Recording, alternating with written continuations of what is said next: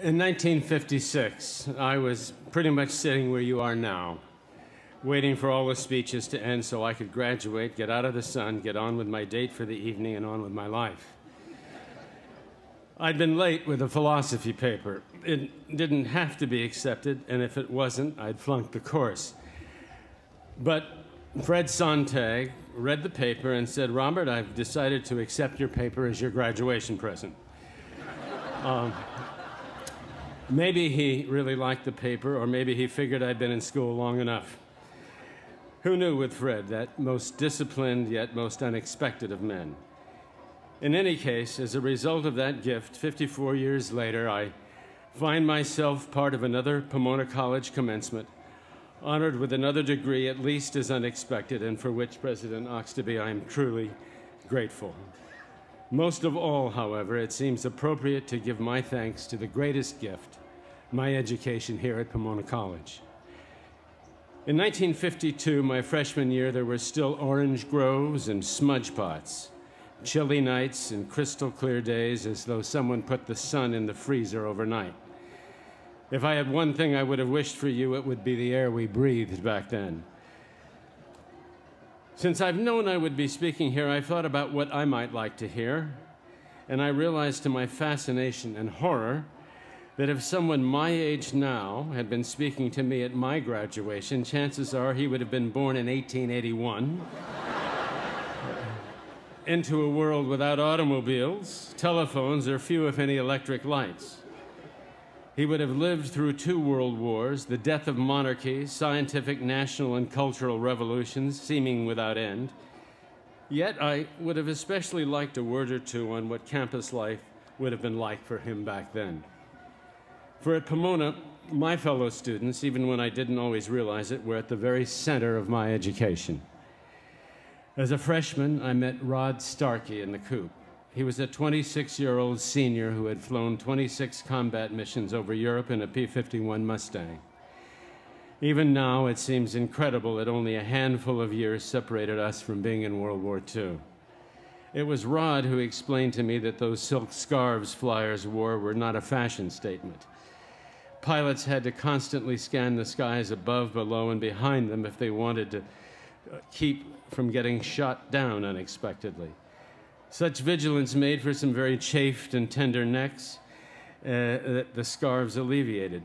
Rod, I believe, wore his girlfriend's silk underwear and found that it saved his neck very nicely.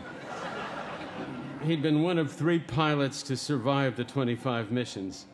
For over 50 years now, I've been waiting for the World War II movie where I could use those silk scarves, just the sort of seemingly trivial detail that can give unexpected life and credibility to a dramatized moment.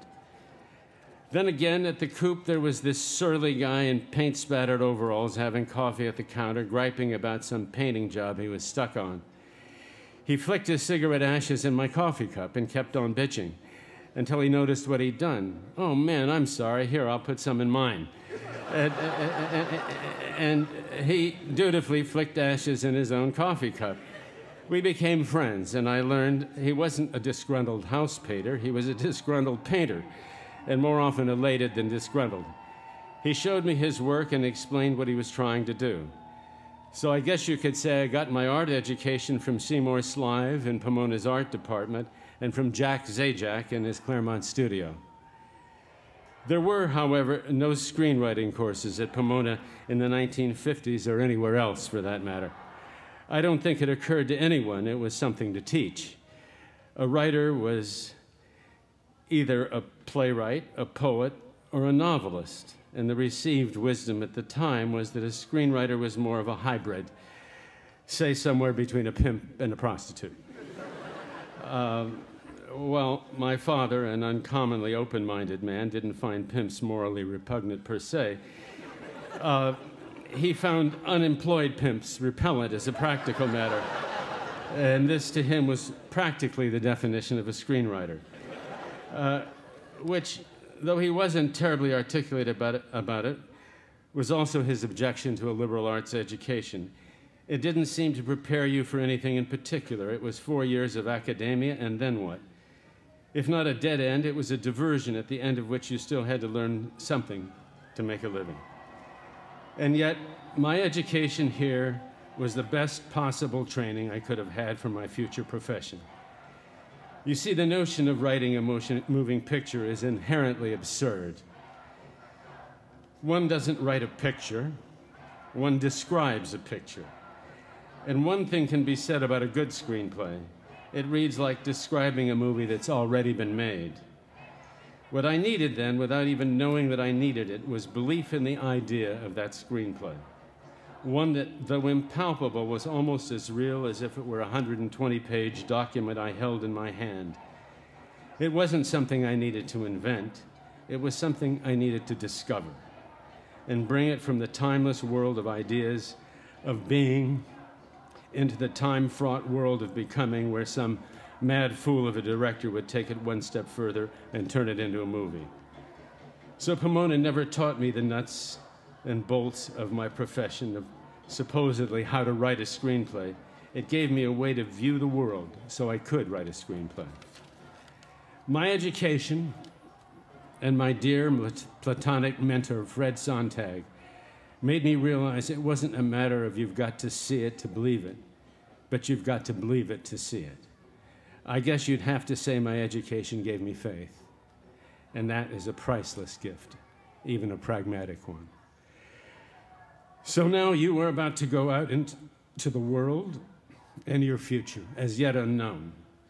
I'd like to leave you with a fragment from a poem an English professor, Edward Weissmiller, wrote and read to us back then.